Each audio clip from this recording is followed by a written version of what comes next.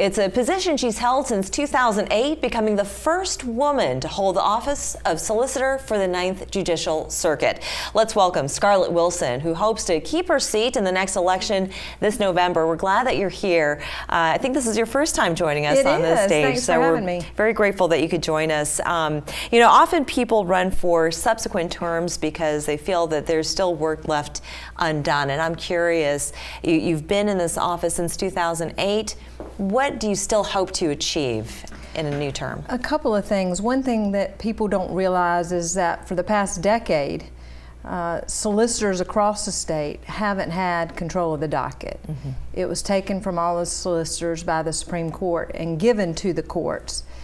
And unfortunately, the courts just aren't staffed. They don't have the resources to do it. And there were constitutional reasons the Supreme Court felt like they needed to do it, in a pretty famous opinion in our world. Sure.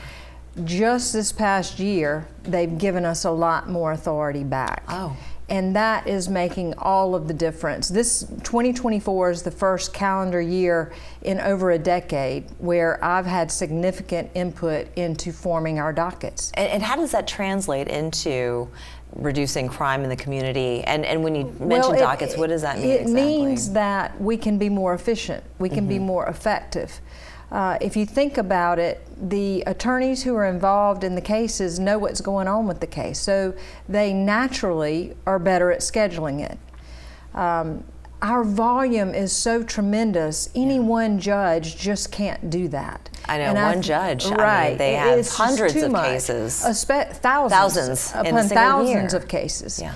And so in other smaller circuits, it might not have been that big of a deal. But when you have one judge assigned, I mean, it really wasn't fair to them. Mm-hmm. And they did their best, but our backlog built and built and built. And then, of course, COVID struck. Right. But the Supreme Court has seen fit. I helped work with them to create a new administrative order for the state. Mm-hmm. And that's going to open things up. You've probably noticed more headlines about trial convictions and things like that, and that's part of the reason for that is because our docketing has gotten more effective, and it will continue to get more effective as we adjust to this new way of doing business. Well, you have one challenger this go around. His name is David Osborne. We had him here on this program several weeks ago. He's a former violent crimes detective turned prosecutor, and he's told us that law enforcement doesn't feel that the current trend that we're only seeing a scant few cases out of hundreds actually getting to the place where they're being tried. So is this where that new order is going to make a big difference with that? The other thing that has happened is our court time in the 9th Circuit, which is Charleston and Berkeley counties, has been slashed. Mm-hmm. And I've been talking about that with the Supreme Court as well, and we're starting to see, we have a new Supreme Court Chief Justice who understands the issue and is sending us more judges. Yeah. So that's going to make a big difference in that. And I don't obviously agree with my opponent, and neither does Sheriff Lewis of Berkeley County, who has endorsed me, former Chief Gomes. Mm-hmm.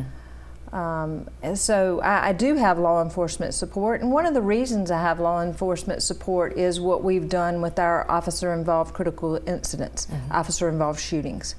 We've put in a protocol so that they are handled on a timely basis, so that the community has expectations instead of just knowing there's been an event and there's no timeline for a decision made on those events when an officer is involved. And it gives the officers, instead of them hanging out not knowing when they're going to be cleared or when they're going to be charged, a regimented way to go forward, including the investigation. So I beg to differ about law enforcement support for sure. Okay. And I think what we will see with the new order, and I don't think, I know because we're already seeing it, that the courts are opening up and we're able to move more and more cases. And with just about a minute left, can we also talk about the illegal immigrant crime? We can. Right now, if an illegal person is arrested, put in jail, and ICE gets involved and they want to deport them, the illegal knows that if they post bond and if they agree to be deported, they're whisked away Right. Only to come right back. Of course. But there's no monitoring, there's nothing. And I'm all for deportation, but I want to convict first, then deport. I see. But we've had people, child molesters, who have been deported out from under us, and I don't want them back somewhere in our community, in the nation. I really don't want them in another country molesting children. I want them to be in prison. Indeed, indeed. And you do have a fundraising event that's coming up at Taco Boy. Can you give us the date really quick? It's September 11th, which is a Wednesday, and we have some